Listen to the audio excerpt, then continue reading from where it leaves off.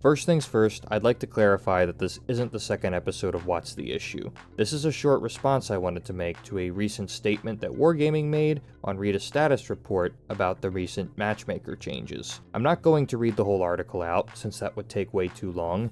Instead, I'm going to focus on a few points of interest. If you want to read the full article, I encourage you to do so, and I've left a link in the description. So without further ado, let's jump right into this.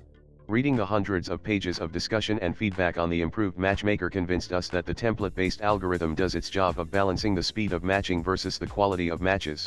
Bullshit! Every 3-5-7 battle at the top of the list makes you a key player on the team, giving you a real opportunity to lead the team to victory, which is equal parts difficult and rewarding. No, it's not. It is rewarding, but it sure as hell isn't difficult. Sure, when you're top tier in a 3-5-7 game, you're expected to contribute more.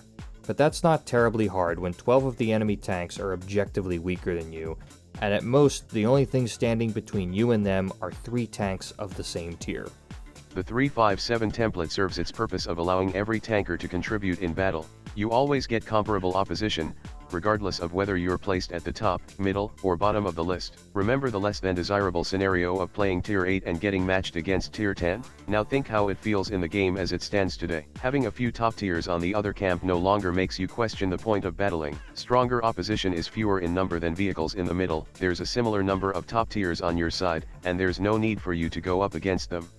First of all, let's completely disregard the fact that 3-5-7 causes more bottom tier games for certain tiers. Basically, what Wargaming is saying in this paragraph is that being bottom tier in a 3-5-7 game is much better than being bottom tier in what most of the old Matchmaker games were like.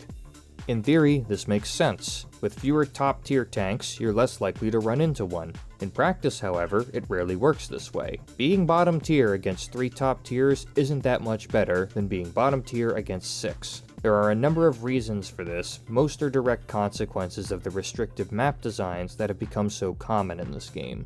For starters, there are only a few important places for a tank to go on many maps. And in a scenario where there are only a few places for tanks to go, it is statistically more probable that a top tier is going to be there. Even if there is somewhere you can go, it might not even matter. Games nowadays can be very short. If you're in a tank fast enough that you can even consider wasting precious minutes driving around to find a place where you can actually find a fair fight, don't be surprised if the game gets away from you while you do so. When you drive to a choke point only to find a big, scary top tier waiting for you there, chances are your best bet is to suck it up and pray that the person driving that tank is an incompetent moron. So, 3-5-7 matchmaking doesn't make being a bottom tier a tolerable experience. With that in mind, let me remind you that this matchmaker is trying to put people into that 3-5-7 hierarchy, so I wonder where most tier 8s end up in this.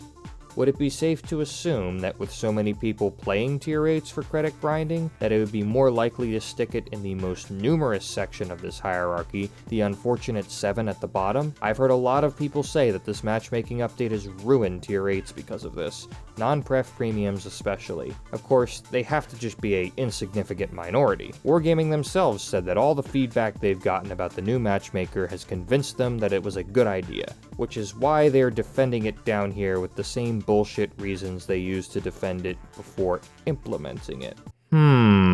RD returns to platoons with a maximum limit of 1 SPG per platoon. Preventing RD to join and form platoons was a temporary restriction designed to help us measure the impact of the stun effect and other SPG changes introduced in 9.18. Probably the biggest criticism we heard was on this decision, which together with the metadata we collected made us reconsider. To set things right without returning all RD platoons, we're bringing this option back for the class and limiting them to 1 SPG per platoon. First of all, RD should have never been restricted from platoons. Something like this should have been settled in testing, and preventing artillery players from playing with their friends is just a nasty kick in the balls to a group of players who have endured many a low blow from Wargaming and the community already. Wargaming barely admits to this mistake, and they do so in the most weaselly, least self-incriminating way they can. Wargaming, you fucked up and screwed over a significant portion of your community. Just own up to it and apologize. And of course, they're not actually fixing the problem, they're just allowing 1 artillery player per platoon.